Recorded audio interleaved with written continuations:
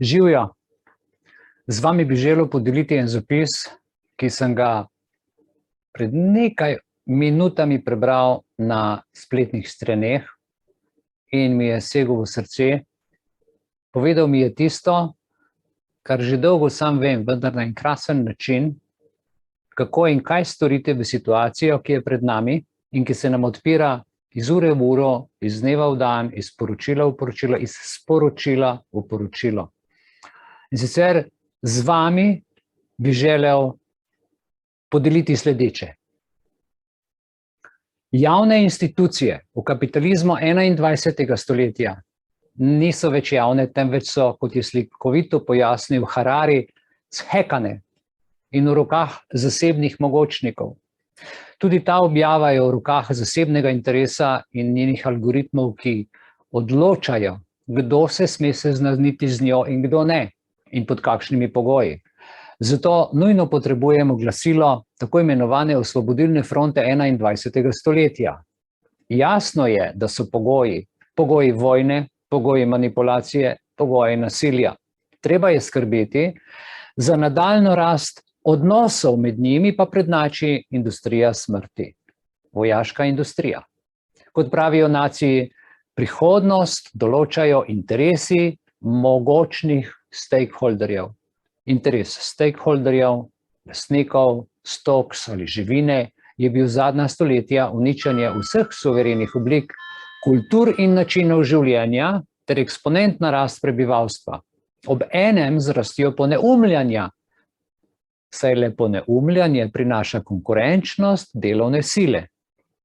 Ceneno suženjsko in vojaško silo ter obilo revščine in strahu, vse to prinaša vojna.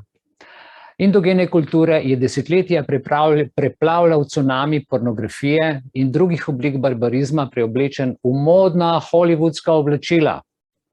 No, zdaj so se lastniki živine odločili potegniti ročno zavoro in živino nagnati v ograde, jo požigosati, usmeriti v taborišča za predelavo in odločno preprečiti njihov morebitni vpliv na prihodnost. Ker si ti lastniki domišljajo, da oni določajo, kaj in kako uporabljati jezik, so ta proces poimenovali The Great Reset in demokracija 21. stoletja, če želite. Torej, naše vprašanje je, kaj storiti? Brez oklevanja izstopiti iz vseh organizacij, ki si nas prilaščajo, tudi z unih majhnih. Eno temeljnih načel prava pravi, da če ena od pogodbenih strank izkaže prekoračitev dogovora ali celo prevaro ali goljufijo, potem vse pogodbe s takšno pogodbeno stranjo postanejo neveljavne in nične. Natanko to moramo storiti, ne le v odnosu do Svetovnega ekonomskega foruma, do Svetovne banke, do Svetovne zdravstvene organizacije WHO in kar je še podobnih institucij, ki se skrivajo z tako imenovanimi zvenečimi svetovnimi nazivi. Kajti vse te institucije so prekoračile vse dogovore o tem, kaj sta ekonomija in kaj je zdravje. Pa ne samo to, ampak tudi do institucij, ki se predstavljajo, kot da zastopajo naše interese, kot da zastopajo v zadnjih letih naša življenja, saj je postalo povsem jasno vsem nam, da se podrejajo interesom kapitala in so prekoračile vse dogovore o tem, kaj je politika, kaj je demokracija, kaj je ustava, kaj so človekove pravice.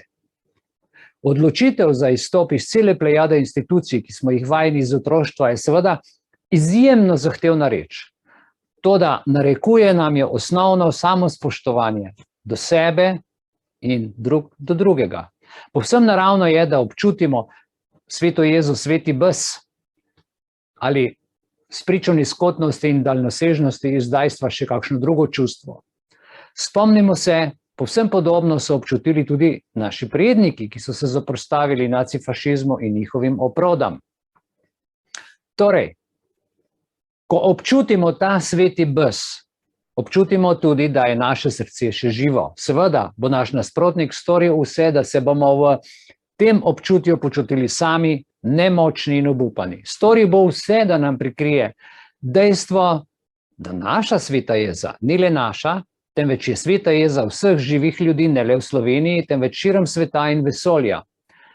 Storil bo vse, da njeni zublji ne dosežejo medijev.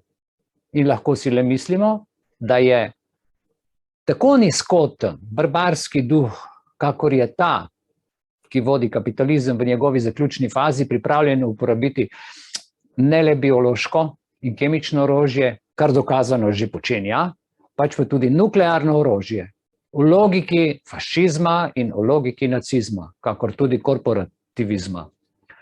To je namreč neizpodbitno načelo, namen posvečuje sredstva. In sredstvo je danes več kot na voljo, kot si morate misliti, kot si mora večina ljudi sploh predstavljati, ki se jih je desetletje obravnavalo kot stoks. Zato, dragi moji, ne pustimo se sprovocirati, čeprav nas že vlečejo za takratke, včasih smo rekli za kislice.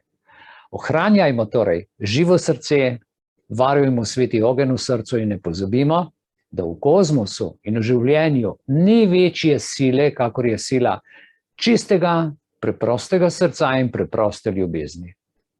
In samo vprašanje časa je, kdaj bo ta plamen zažarel, da ga bo videl ves svet, kdaj bo v njem zgorelo vse, kar je neresnično in vse, kar je lažno.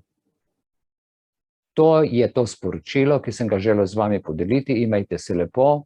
Želim vam veselja, radosti, zdravja in upam, da se kmalu vidimo. Lep pozdrav.